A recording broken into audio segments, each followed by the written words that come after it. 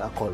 دائما الناس لما نكون جالسين يعني هشام وناتالي مع من يحب كرة القدم نتفاجأ بأن لديهم معلومات غزيرة بطريقة أحيانا تشعر بأنه هناك جهاز كمبيوتر في دماغه ومحبته لكرة القدم. هذه المرة مشجع من عمان. من عمان وذكريات لا تنسى في اليورو.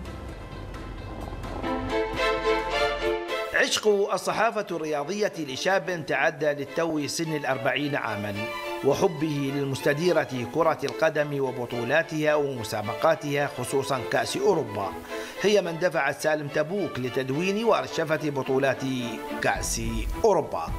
بطولة اليورو أو بطولة كأس الأمم الأوروبية بدأت قصتي مع اليورو في صيف 1992 في البطولة التاسعة التي أقيمت في مملكة السويد، حيث حققت الدنمارك المعجزة بنيلها اللقب.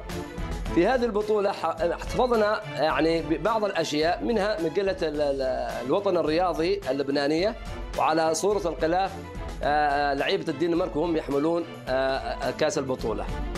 ومع توقف العديد من المجلات الرياضية العربية عن الإصدار، اتجهنا نحن إلى إنشاء بعض الإصدارات الخاصة بنا.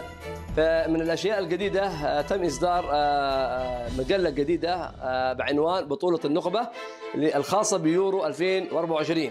والجديد أيضا في هذه المجلة أنه أشرنا إلى علاقة مجموعة البين سبورت مع بطولة اليورو، والتي بدأت في يورو البرتغال 2004 وصولا إلى هذا اليورو 2024. فبطولة اليورو الآن واصل إلى المراحلها الأخيرة، وانتظر منها الكثير من المتعة والإثارة والتشويق.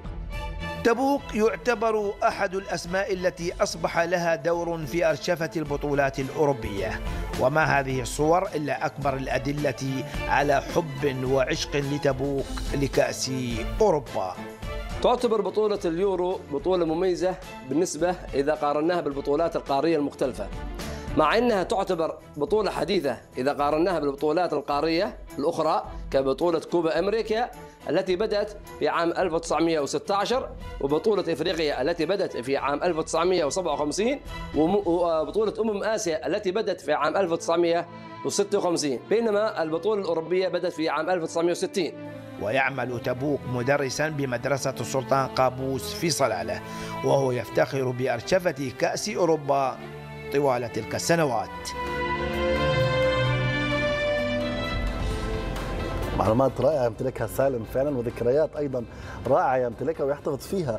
يعني كل واحد فينا عنده شخص مثل هذا في حياته، يمتلك ذكريات، يمتلك قوة ذاكرة ومتابع جيد. هشام، طبعا مين اللي عندك في حياتك هيك؟ ابنك أنا عندي ابن أحمد عنده